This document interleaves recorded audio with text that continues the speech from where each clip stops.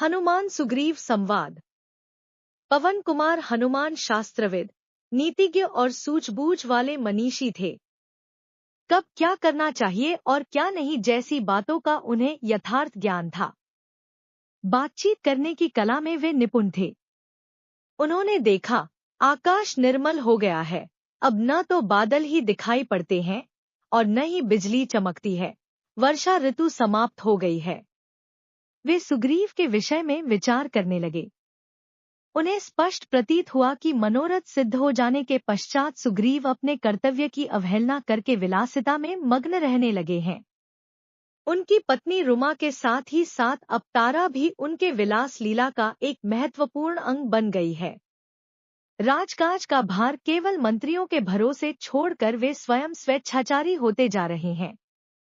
श्री रामचंद्र जी को दिए गए अपने वचन का उन्हें स्मरण भी नहीं रह गया है।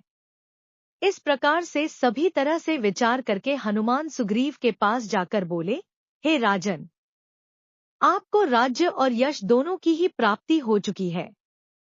आपने कुल परंपरा से प्राप्त लक्ष्मी का भी विस्तार कर लिया है। अब आपको मित्रों को अपनाने के को भी पूरा कर डालना चाहिए। आपने मित्र के कार्य को सफल बनाने के लिए जो प्रतिज्ञा की है, उसे पूरा करना चाहिए।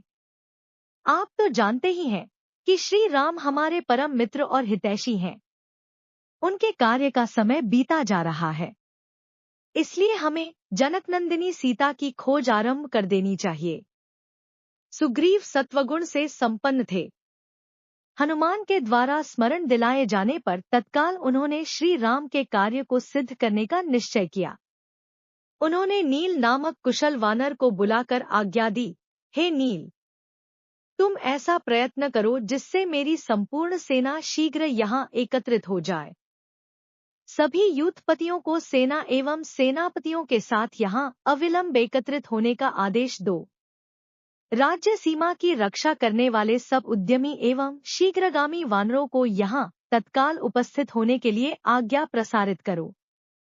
सभी को सूचित कर दो कि जो भी वानर 15 दिन के अंदर यहाँ बिना किसी अपरिहार्य कारण के उपस्थित नहीं होगा, उसे प्राणदंड दिया जाएगा। ऐसा प्रबंध कर सुग्रीव अपने महलों में चले गए। शरद ऋतु का आरंभ हो गया, किंतु राम को सुग्रीव द्वारा सीता के लिए खोज करने की के विषय में कोई सूचना नहीं मिली। वे सोचने लगे कि सुग्रीव अपना उद्देश्य सिद्ध हो जाने पर मुझे बिल्कुल भूल गया है। ऐसा प्रतीत होता है कि अब सीता को पाने की कोई आशा शेष नहीं रह गई है। न जाने सीता पर कैसी बीत रही होगी। राजहंसों के शब्दों को सुनकर निद्रात्याग करने वाली सीता न जाने अब कैसे रह रही होगी। यह शरद ऋतु उसे और भी अधिक व्याकुल कर रही होगी। यह सोचते हुए राम सीता को स्मरण करके विलाप करने लगे। उस समय लक्ष्मण फल एकत्रित करने के लिए गए हुए थे। जब लक्ष्मण फल लेकर समीपवर्ती वाटिका से लौटे तो उन्होंने अपने बड़े भाई की अवस्था पर दृष्टिपात किया। लक्ष्मण को देखते ही उन्होंने निश्वास लेकर कहा, हे लक्ष्मण, पृथ्वी को जलप्लावित कर देने वाले गरजते बादल अब शांत होकर पलायन कर गए हैं। आकाश निर्मल हो गया है। चंद्रमा, नक्षत्र और सूर्य की प्रभा पर शरद ऋतु का प्रभाव स्पष्ट दृष्टिगोचर होने लगा है। हंस मानसरोवर का परित्याग कर पुनः लौट आए हैं और चक्रवातों के समान सरिता के रेतीले तटों पर क्रीड़ा कर रहे हैं। वर्षाकाल में मदोन्मत्त होकर नृत्य करने वाले मोर अब उदास हो गए हैं। सरिता की कलकल करती वेगमय गति अब मंद पड़ गई है, मानो वे कह रही हैं कि 4 दिन के यौवन पर मदोन्मत्त होकर गर्व करना उचित नहीं है।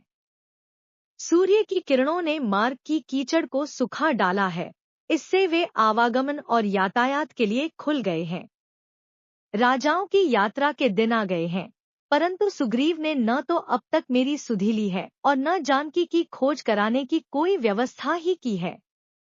वर्षाकाल के ये 4 मास सीता के वियोग में मेरे लिए 100 वर्ष से भी अधिक लंबे हो गए हैं, परंतु सुग्रीव को मुझ पर अभी तक दया नहीं आई। पता नहीं मेरे भाग्य में क्या लिखा है। राज्य छिन गया, देश निकाला हो गया, पिता की मृत्यु हो गई, पत्नी का अपहरण हो गया और अंत में इस वानर के द्वारा भी ठगा गया। हे वीर, तुम्हें याद होगा कि सुग्रीव ने प्रतिज्ञा की थी कि वर्षा ऋतु समाप्त होते ही सीता की खोज कराऊंगा, परंतु अपना स्वार्थ सिद्ध हो जाने के बाद वह इस प्रतिज्ञा को इस प्रकार भूल गया है। इसलिए तुम किष्किंधा जाकर उस स्वार्थी वानर से कहो कि जो प्रतिज्ञा करके उसका पालन नहीं करता, वह नीच और पतित होता है। क्या वह भी वाली के जैसे ही यमलोक को जाना चाहता है? तुम उसे मेरी ओर से सचेत कर दो ताकि मुझे कोई कठोर पग उठाने के लिए विवश न होना पड़े।